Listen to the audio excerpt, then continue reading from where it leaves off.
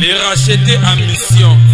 Osepeli mosakola koti na mboka. Ba jende na soto sangana to simbana. Chers frères et sœurs en Christ, Banaboma Padé, c'est l'heure du temps, l'ère du phénomène avec Esiko Impam, Yoka Yokansango, Église le racheteur de Jésus-Christ en mission, et Bongisi 50 jours de prière prophétique et apostolique pour l'anga, pour la yo, pour la biso ba Christo. Tolobi 50 jours il y a le sambo, c'est-à-dire il y a le sambulu. Retrouvez-nous au terrain kilomètre 8, non loin du pont, kilomètre 8, une adresse facile. Papa, maman, ndeko mwasi pe mobile, mabongisami oyo ezobanda du dimanche 15 octobre au dimanche 3 décembre 2017. Nangonga ya 15h, tune à 18h30. Venez vivre la grandeur de Dieu à travers son prophète Euro Joël Mwanga, l'apôtre de l'onction pour toutes les nations. Yaka Yakandeko Omona onction Makati Angolou, car le Seigneur Jésus-Christ est vivant. Les aveugles voient, le paralytique marche, les démons fuient, le magicien jette leurs fétiches, les sorciers abandonnent leurs mauvaises œuvres, les pécheurs sont pardonnés et la parole de Dieu est annoncée comme au temps des apôtres. Stop, Jesus Christ call you.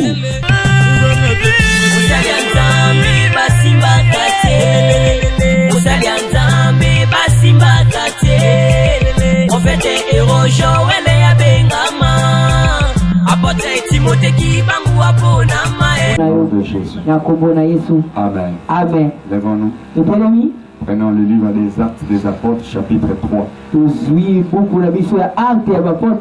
Chapitre 3. Le verset 1 jusqu'au verset 9. Et verset 1, verset 9. Je lis au nom de Jésus. Et Pierre et Jean montaient ensemble au temple. Et Pierre na Yohane bamataki nzela mona kati ya etonga. À l'heure de la prière, c'était la 9e heure. Il y avait un homme boité de naissance, comporté et qu'on plaçait tous les jours à la porte du temple appelé la Belle, pour qu'il demandât l'aumône à ceux qui entraient dans le temple. Cet homme, voyant Pierre et Jean qui allaient y entrer, leur demanda l'aumône.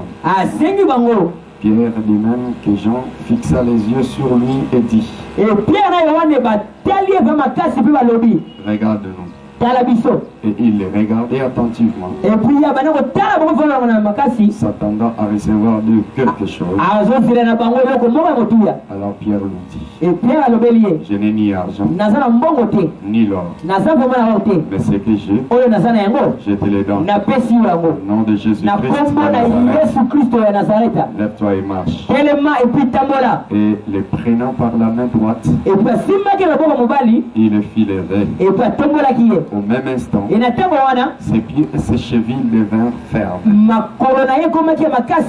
D'un saut, il fit debout et il s'est mis à marcher.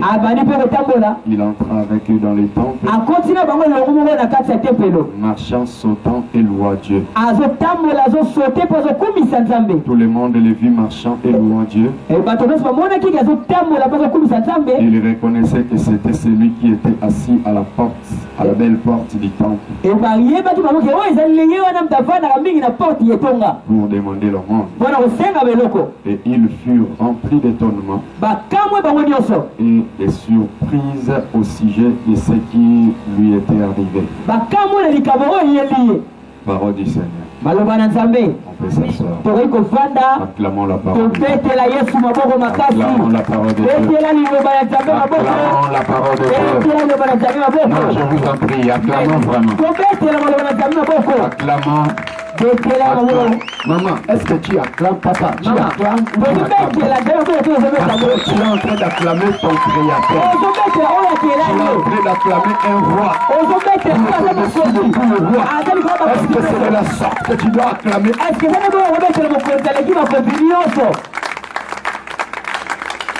Merci beaucoup. Amen. Et tous ceux qui sont derrière remplissent les places premières. J'aimerais que nous soyons tous là. Les chrétiens du réveil, ils ont tendance, lorsqu'il veut pleuvoir, ils disent chance. Que je ne parte pas à l'église. C'est bizarre, hein?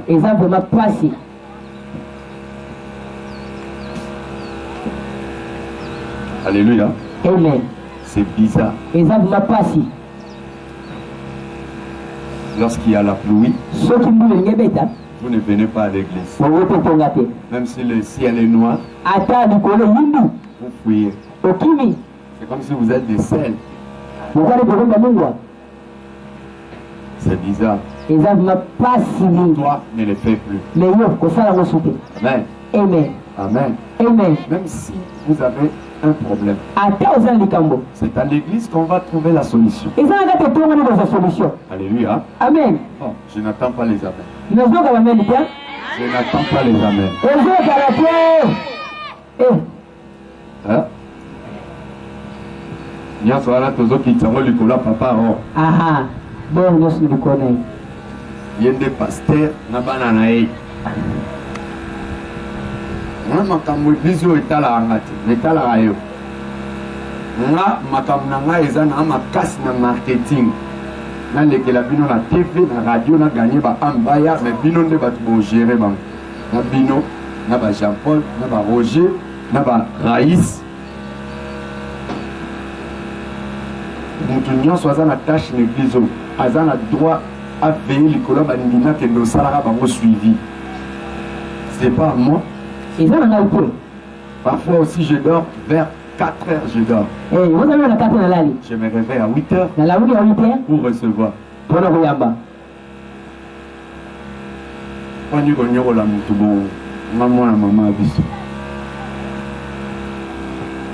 Désormais, imaginez, Jésus s'est livré, il s'est donné jusqu'à la mort de la croix.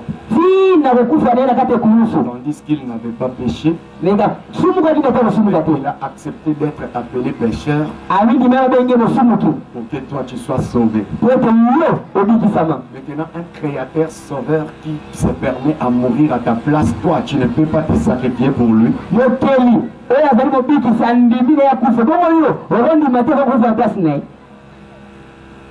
Ce qui manque aux chrétiens, Dieu les aime, mais ils n'aiment pas Dieu totalement. Celui qui aime Dieu de tout son cœur ne va pas manquer au culte. Lorsque vous aimez un garçon ou une fille, si vous ne le voyez pas la journée, qu'est-ce que vous allez pressentir? Vous qui êtes là, lorsque vous ne pressentez pas Dieu à côté de vous, vous êtes très à l'aise. Vous ne l'aimez pas. Vous savez, moi dans ma vie, je n'ai jamais gêné pour obtenir de l'argent. Moi dans ma vie, je n'ai jamais été en retraite de prière pour pouvoir demander des voitures. Depuis que je suis né dans la vie chrétienne, je n'ai jamais été dans la présence de Dieu dans une retraite de prière pour pouvoir demander des parcelles.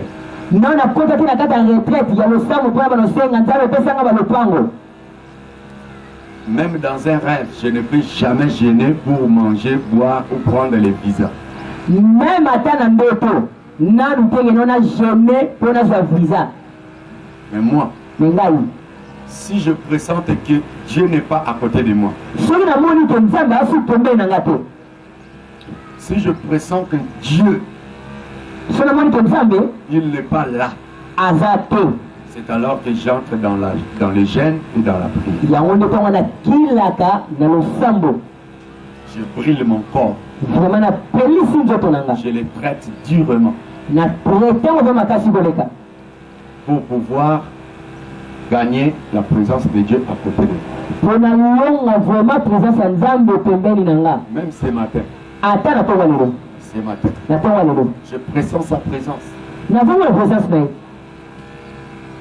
Je pressens sa présence. C'est pourquoi je suis très à l'aise ici. S'il n'y avait pas sa présence, je m'agiterais.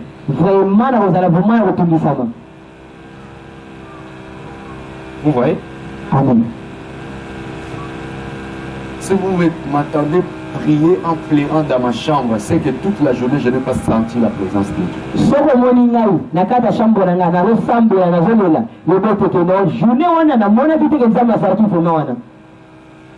Moi, je ne verse pas les larmes parce qu'on m'a accusé, on m'a emprisonné, on m'a tapé.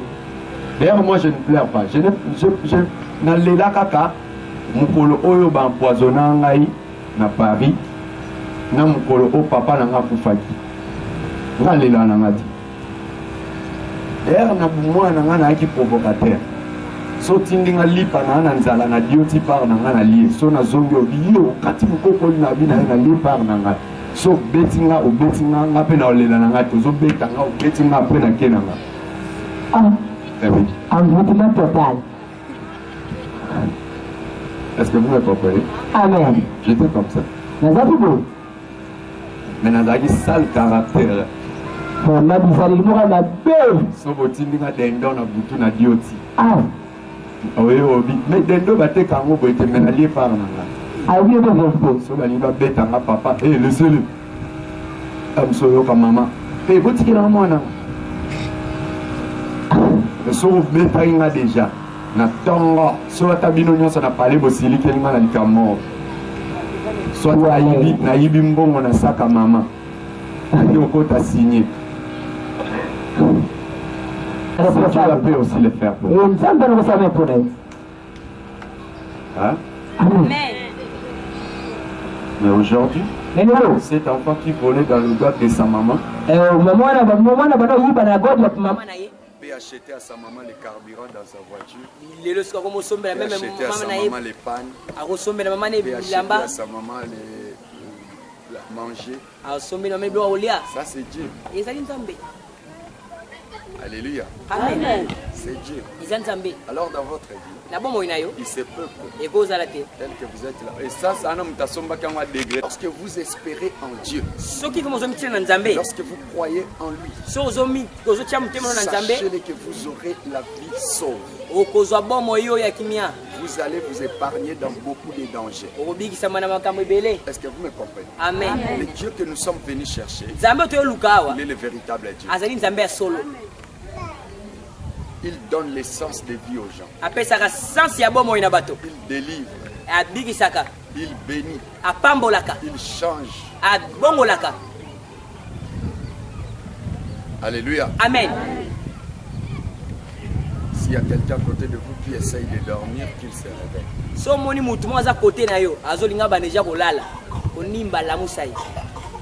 Alors, si vous-même vous pressentez qu'il y a sommeil qui veut vous accabler, aidez-vous. Mettez-vous debout. Ce n'est pas un problème. Vous savez, dans les cultes, vous êtes en train de somnoler. Sachez-le que le Satan vous a eu.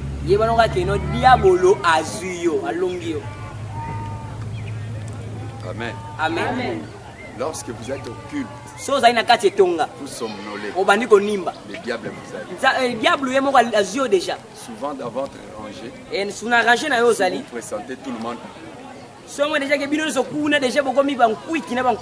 C'est qu'il y a un parmi vous, il est sorcier. Il se cache derrière les somnolés pour vous envoûter. Sur ces, dans le cœur, au nom de Jésus, je paralyse tout pouvoir de la sorcellerie, je paralyse tout pouvoir des occultistes, je paralyse tout pouvoir des envoûtements, pouvoir de la distraction, pouvoir de l'arrière-pensée. Au nom de Jésus, peut-être tu te mets debout, tu commences à marcher, je marche sur le pouvoir satanique, tu commences à marcher, là tu vas dominer les diables, parce que Dieu nous a donné le pouvoir de marcher. Lorsque vous êtes en train de prier, Vous devez avoir tendance de bouger. Vous devez avoir tendance de marcher. Parce que Dieu nous a donné le pouvoir, et non pour s'asseoir, mais il nous a donné le pouvoir de marcher. Parce que vous ne présentez pas que pendant que vous priez, vous avez tendance de marcher, seulement de faire ça. Tu ne le pressens pas? Moi, quand je me mets à prier, même si on ne m'a pas bougé, je vais pressentir que je dois toujours marcher. Je dois faire le mouvement. Parce que Dieu m'a donné le pouvoir de marcher. Mais toi, lorsque tu te permets,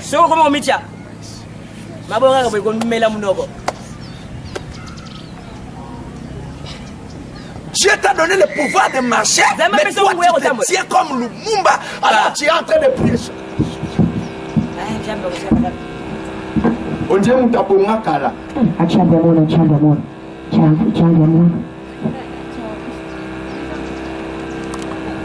Lokola maman moko na plateau bateki. Nayebi si to kotenga na papa Michaud abondela. Asa la prière à ouverture. Nayebi nanga ko sambeleza passe. Côté apesa passe. Yoka papa Michaud. Tosenga na papa Michaud abondela. Nie. Papa Michaud ba mo azuma loba. Mukuru njamina tudio pena kumishia. Maloba baksizati. Ai. Mukuru njamina tudio pena kumishia. Asuki. Maloba msoa baksizati. Mukuru njamina tudio pena kumishia. Anchambia mon. Yemo sinyo. Mama moko sikwaza akiwana. Komona ye mama buchobuka. Ai. Omwana ye komone buchobuka. Mama apoti courage. Papa Enoch Michaud ako kosambe. Mukuru chabila tujopela kumishia. Maloba obaksizati. Mama nani waswi. Ya unjami. Kukanga mungu mutende unkalitata Enoch. Batela kanga. Batela buchobuka.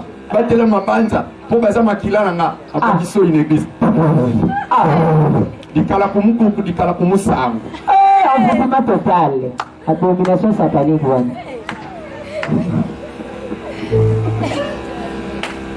Là, voilà. Je suis en train de vous réveiller, vous qui dormez.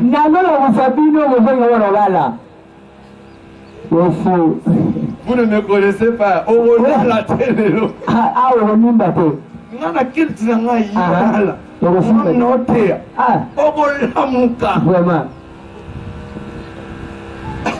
Alléluia. Amen.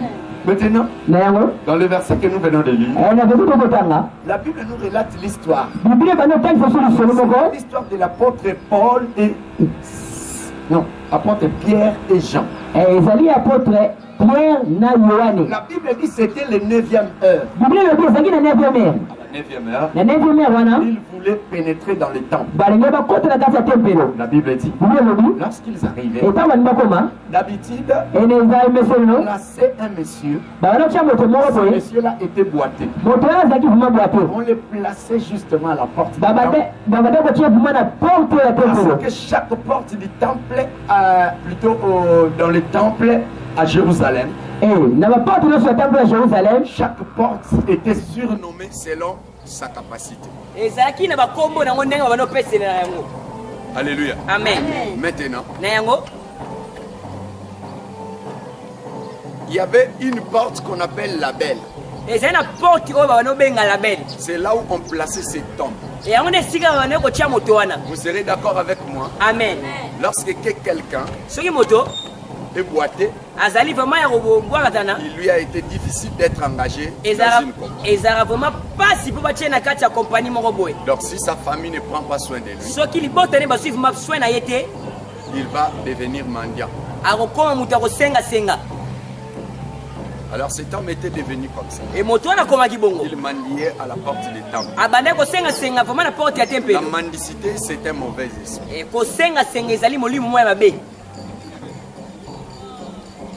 C'est pourquoi moi dans ma vie, pour demander, à moins qu'on soit habitué, même à l'église, si je te demande, je manque, donne-moi. C'est que tu es dans mon cœur. Et moi, je ne demande pas n'importe quoi. Et si je vous demande, je le sais. Mon Dieu va te bénir. Mais comment donnerais-je des bénédictions gratuitement aux gens comme ça? Vous savez, plusieurs sur la terre n'ont pas le respect des sacrés. Tu as la nature des hommes de Dieu. Tu es bénéfique. Tu les bénis. Il obtient de l'argent. Il fuit l'église. Il commence à dire je n'ai pas le temps. Il commence à voir cette église là. Tu as pris de l'argent pour les construire. Mais tu commences à te balader avec des femmes prostituées pour dire regarde cette église là, ce n'est plus de mon niveau. Mais fais-les devenir de ton niveau. L'église que tu envies là, est-ce que c'est toi qui l'as construite? C'est Papa Loufankel là qui l'a construite avec les autres.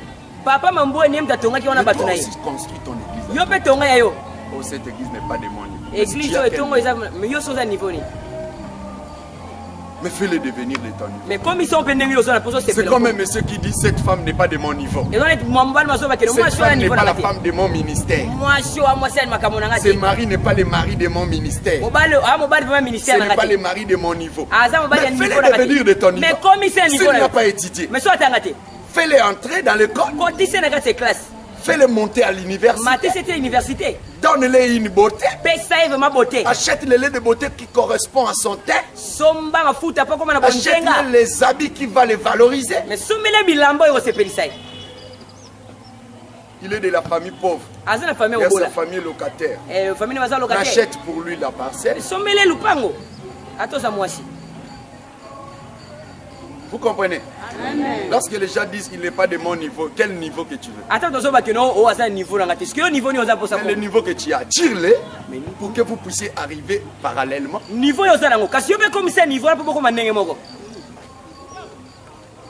n'est pas l'homme de mon niveau. C'est ce que vous disiez là. L'homme de ton niveau n'existe pas. Tout homme est homme. Un petit homme n'existe pas. Tout homme est homme. D'ailleurs, dans les mariages, Dieu n'a pas fixé l'âge. La femme peut être grande, plus âgée, ou moins âgée, pour le même âge. Dieu s'est dit dans ces domaines.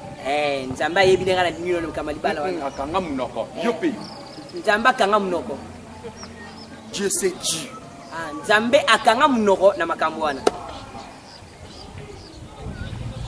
Est-ce que vous me comprenez? Amen.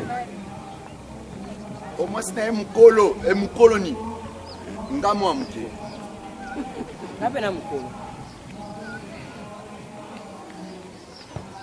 Moi c'est un munene et mukuse eboni. Namboloko, nanzoko, nan mukolo. Na baleine, nandakala, ne mukolo. Bango nyonso bavandaka wapi?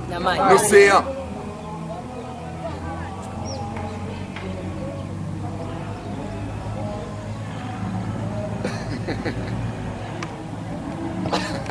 Alléluia. Amen.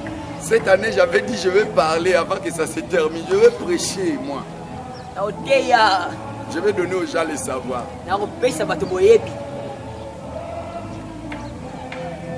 Mes chers bien-aimés, cet homme était à la porte du temple. Appelé la belle. À la porte du temple. La Bible dit, il demandait le monde à tous ceux qui entraient. À tous ceux qui entraient. Il demandait le monde.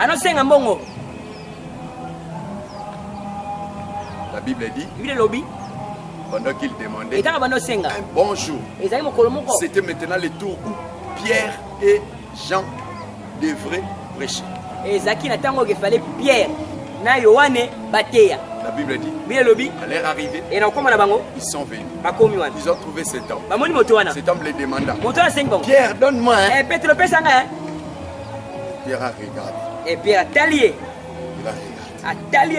Aujourd'hui, cet homme sera guéri. Jean. Regarde cet homme. Ils l'ont regardé attentivement. La Bible dit ils ont remarqué la foi dans cet homme. Alors, ils ont dit à cet homme, regarde-nous. Écoutez, lorsque vous êtes dans l'église, lorsque vous voulez de quelque chose provenant d'un homme de Dieu, vous devez le regarder, il faut aussi vous regarder. Qu'est-ce que je vais dire? Pendant que je suis là, je prêche. Si tu ne m'aimes pas, tu ne vas pas bénéficier de la grâce. Si tu ne me considères pas, tu feras 20 ans ici. Tu n'auras pas de réponse. C'est pourquoi je lance l'appel. Tout ce qui est là.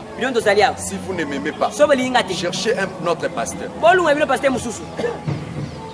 Parce que vous finirez par m'appeler escroc. Je suis à côté de lui, ça fait 10 ans, je ne vois pas de réponse. Parce que vous ne me donnez pas les cœurs. Je vous permets aujourd'hui, si vous ne m'aimez pas, quittez cette église. Cherchez un autre pasteur. Parce que tu ne verras pas les miracles à côté de moi. À bon attendeur, salut. Bon attendeur, au lieu d'obtenir la bénédiction, si vous ne m'aimez pas, vous obtiendrez des malédictions. Un homme de Dieu, tout ce dont il touche a toujours été sacré. Vous le savez. Hein? Amen. Pendant que j'ai touché ce micro, c'est déjà sacré. Amen. Amen. Tu peux avoir un problème de la santé. Je te dis touche. Tu touches, pouf, tu tombes là. Cette costume, si je l'enlève, un malade essaye de le couvrir.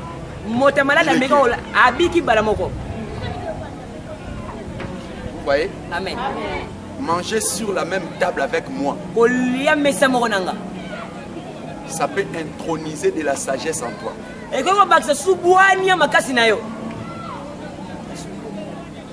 Manger autour d'une même table avec moi, dormir sur le même lit avec moi, ça peut te communiquer des grâces que j'ai. Tu vas commencer à dominer les gens comme moi. Même si tu demandes, on te donne. Même si tu ne demandes pas, on te donne.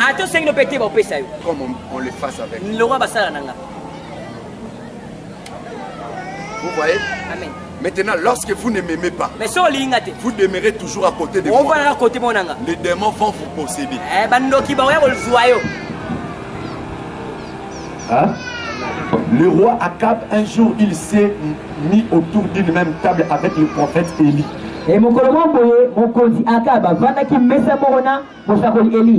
Après avoir mangé, la Bible dit la sagesse entrant dans le roi.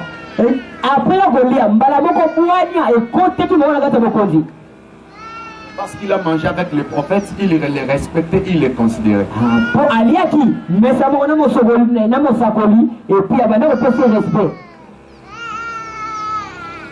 Amen.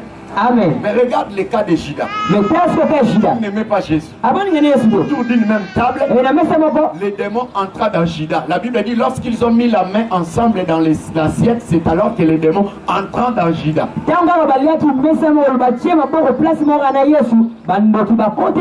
Si tu ne m'aimes pas, même si tu es en famille, je t'appelle, viens manger. Ne viens pas. Si tu es hypocrite à côté de moi, je te donne le dos. Regarde du prophète comme ça là, qui comporte ton cabareté. Des petits comme ça. Et si je t'appelle, tu viens manger. Les démons vont te posséder.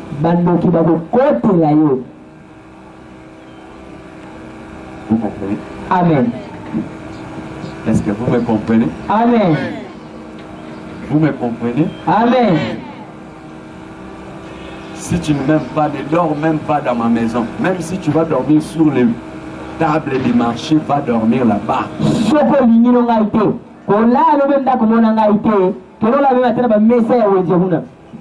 Parce que si tu dors avec moi, la nuit, les anges qui me gardent sillonnent ma maison. Sillonnent. Ils bénissent tous ceux qui m'aiment. Et ceux qui ne m'aiment pas, les démons sont dehors de ma maison. Ou dehors. Ou dehors de ma maison. Alors les anges vont dire, cet homme, qu'est-ce qu'il fait ici? Alors vous, les démons, faites entrer. Prenez-le, c'est le vôtre. Les anges qui me gardent. À bon entendeur. Salut. Même si tu me vois, je suis devenu malpropre. Si tu ne m'aimes pas, ne me lave pas les habits. Laisse-moi sentir mon verre. En lavant mes habits. Tu ne m'aimes pas. Perfecto. Sokoleli. Ni n'organique. Si atapata. Les démons vont te posséder.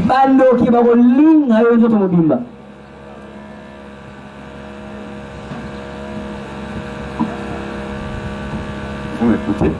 Amen. Vous m'écoutez? Pierre et Jean, à l'heure du temple, ils arrivaient. Ils ont trouvé un homme. Cet homme était boité. La Bible dit. Ils ont dit, regarde-nous. Ils l'ont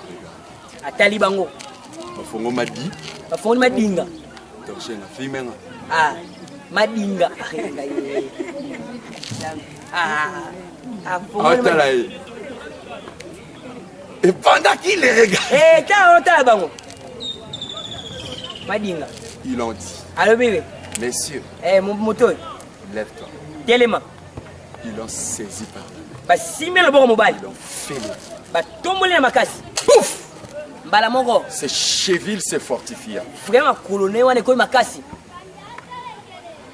Il commençait à sauter. Entrer dans les temples. Louant Dieu.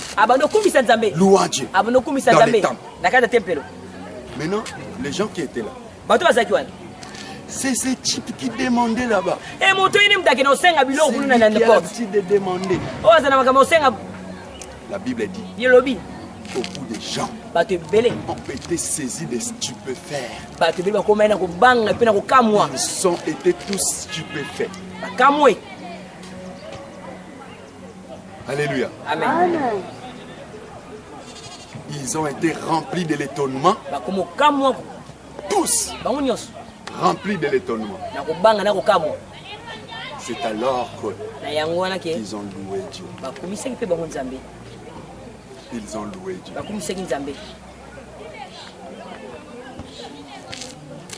Pierre avait dit, mais toi, tu nous demandes le monde. Nous en avons pas. Mais ce que nous avons, au nom de Jésus, lève-toi et marche.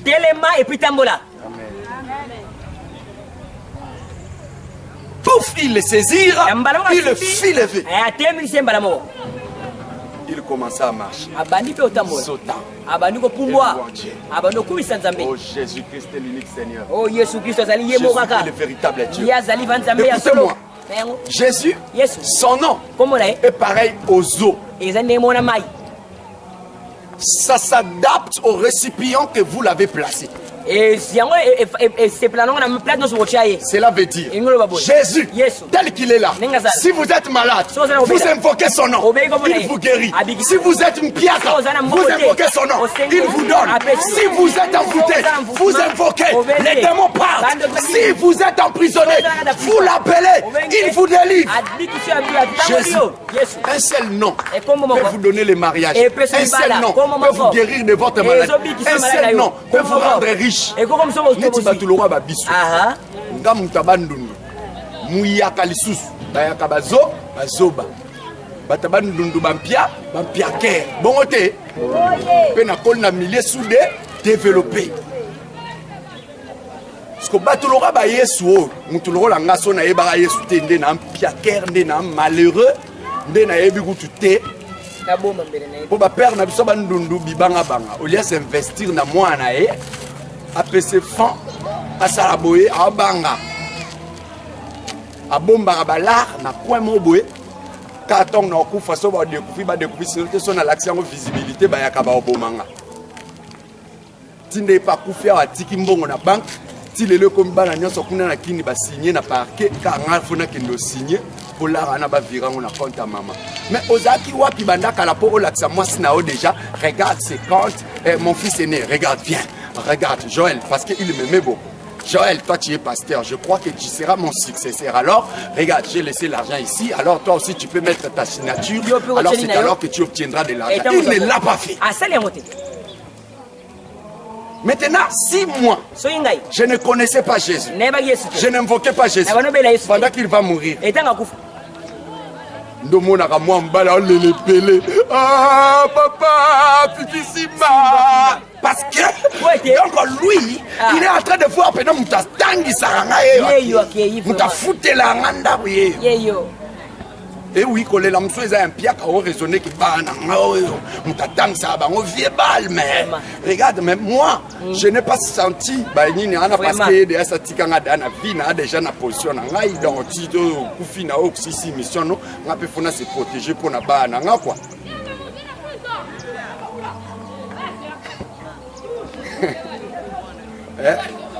Mais il roule la canne à douche. Ce soir, il a beau raisonner et enlever Naï, il va en prison. Papa teki le pang, tindi grand frère. Alandanga tina Paris. Azwanga zong sanga gisasa. Nazongi pe gisasa. Akotsanga scanner à mutu $250. Akotinga ya oil $300. Akotinga ya oil. Nakandio calculer père nanga bambo on a dépensé qui. Et pourquoi comme $15 000, je me suis dit, c'est type l'aimé.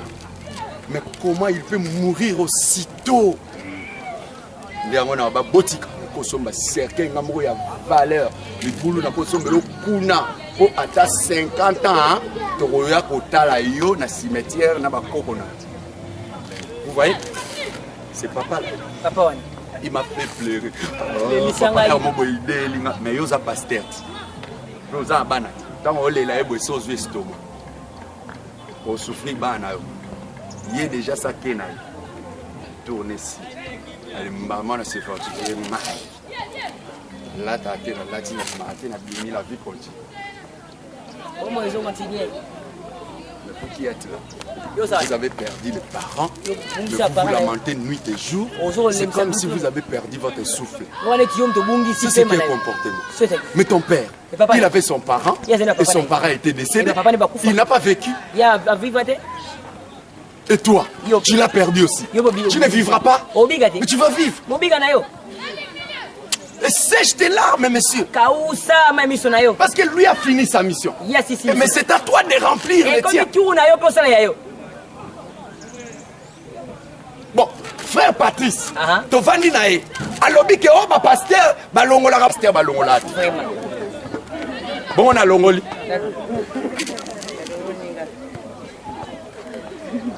À la porte du temple appelé la Belle. Na porte du temple babengi la Belle. C'est alors que lui entre là-bas. Et à Kotuan. Il a bien boité tout ça prophète Pénat. Yoka nga penaka nga. Sopo boyango vandi. Sopo boyango salam kilo na yati. Ogi.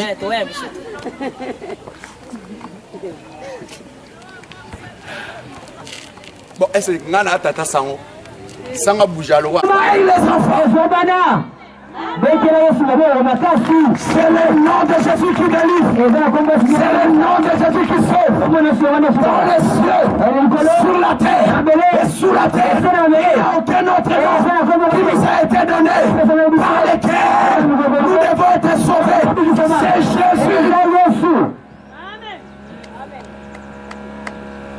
Dans le livre de Philippe, Philippiens, la Bible dit, il s'est rendu obéissant jusqu'à la mort de la croix. C'est pourquoi Dieu l'a souverainement élevé. Il lui a donné le nom qui est au-dessus de tout nom. Au-dessus de tout nom. Il y a quelqu'un qui tient en dessous. Simon Kimbamu tient en dessous. Mais Mahomet tient en dessous. Mais au-dessus de tout nom, il tient en dessous. Mais le nom de Jésus est au-dessus.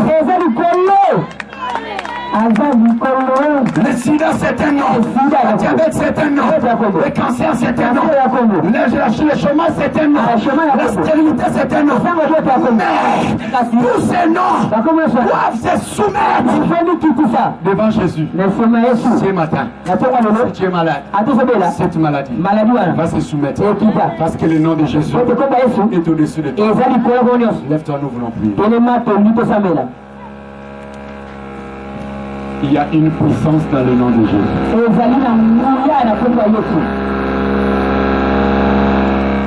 Il y a Tikanaina Yembalelo Uzamalamu Upangusi Pisolinanga Uzamalamu Uzamalamu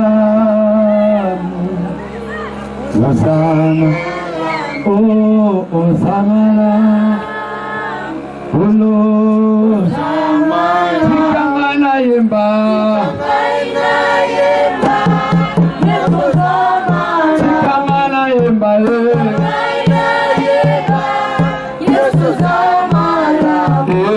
Uzamala Olo Uzamala Muwe Olo Tikangana Yemba Yesosa, Tikangana Yemba,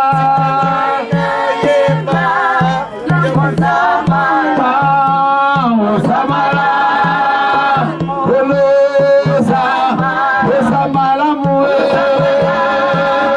Okolo, Tikangana Yemba, Yemba, Sambosa, Tikangana Yemba.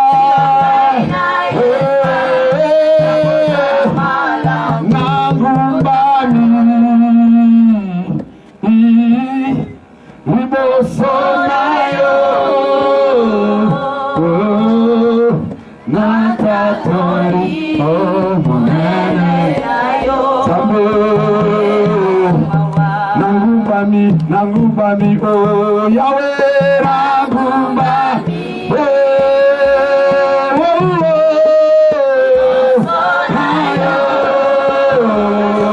oh, Natatori, Yahweh, Monene, Olo Sapena, Nangumbami, Nangumbami.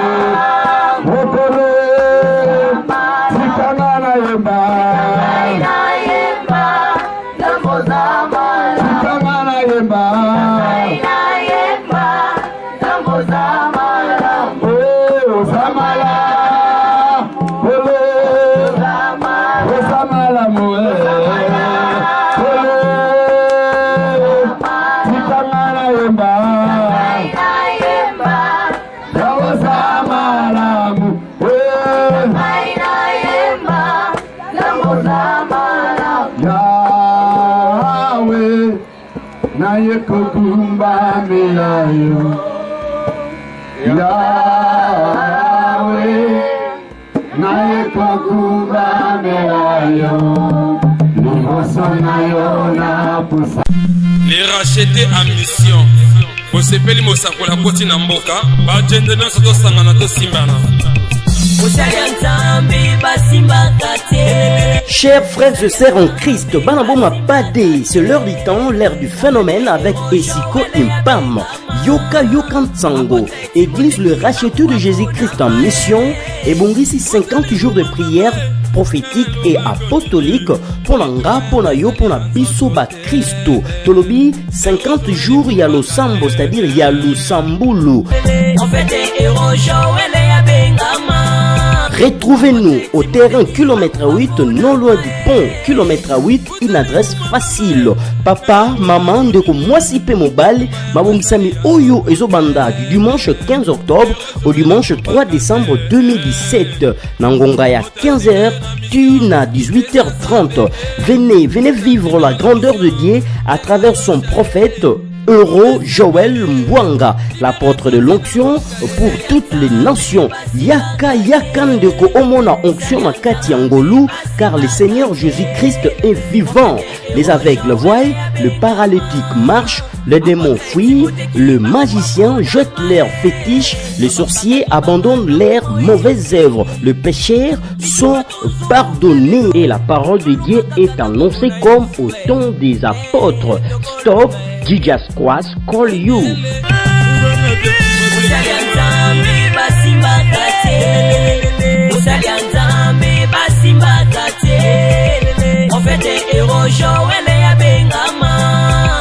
Apote Timote ki bangu wapo na mae.